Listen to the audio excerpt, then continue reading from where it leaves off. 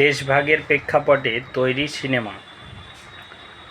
বিখ্যাত কয়েকটি সিনেমার নাম, যেখানে তুলে ধরা হয়েছে তৎকালীন ভারতবর্ষ বিভাগ 1947 সালের যে সাম্প্রদায়িক দাঙ্গা, উদ্বাস্তু সমস্যা, মর্মান্তিক হিন্দু মুসলিমদের মধ্যে যে বিবাদ, শরণার্থী সমস্যা, নারী নির্যাতন ও গুপ্ত হত্যা।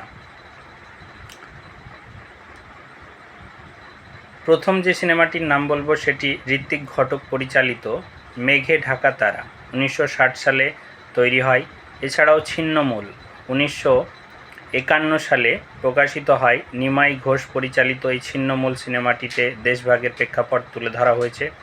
সুবর্ণরেখা, এটি ঋত্বিক ঘটকের আরেকটি সিনেমা, 1962 নাগাদ তৈরি হয়। কোমল গান্ধার 1961 সালে ঋত্বিক ঘটক তৈরি করেন। দেশভাগের প্রেক্ষাপট তুলে ধরা হয়েছে। রাজকাহিনী, সৃজিত মুখার্জির পরিচালিত সিনেমাতে দেশভাগের কাহিনী লিপিবদ্ধ হয়েছে। খাঁচা, আকরাম খানের পরিচালিত সিনেমা, 2017 সালে প্রকাশিত হয়। খাঁচাতে দেশভাগের প্রেক্ষাপট তুলে ধরা হয়েছে। গরম হাওয়া, 1973 সালে দেশভাগ ও উদ্বাস্তু সমস্যার কথা তুলে ধরা হয়।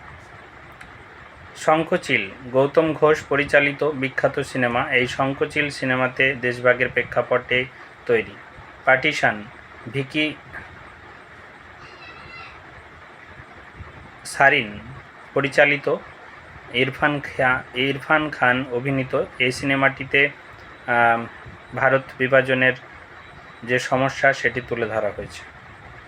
এছাড়াও অপরাজেয়, ভাগ মিল্খা ভাগ, হে রাম, গাদর, সর্দার উধম প্রভৃতি সিনেমাতে দেশভাগের প্রেক্ষাপট তুলে ধরা হয়েছে। আর সর্দার উধম সিনেমাটি 2021 সালে তৈরি করেছে সৃজিত সরকার। ভিকি কৌশল অভিনয় করেছেন উধম সিংয়ের চরিত্রে। দ্য বেঙ্গল ফাইলস, এটি দেশভাগ ও 1946 সালের যে সাম্প্রদায়িক দাঙ্গা কলকাতা ক্লিং সেটি লিপিবদ্ধ রয়েছে। সিনেমাটি তৈরি করেছেন পরিচালক বিবেক রঞ্জন অগ্নিহোত্রী। এই সিনেমাতে অভিনয় করেছেন মিঠুন চক্রবর্তী, অনুপম খের, শাশ্বত চট্টোপাধ্যায়। এছাড়াও শিবাজির পুত্র শম্ভুজিকে নিয়ে একটি সিনেমা তৈরি হয়েছে 2025 সালে, ছাবা সিনেমাটি শম্ভুজির চরিত্রে অভিনয় করেছেন ভিকি কৌশল। লক্ষণ উতেকর পরিচালনা করেছিলেন সিনেমাটি।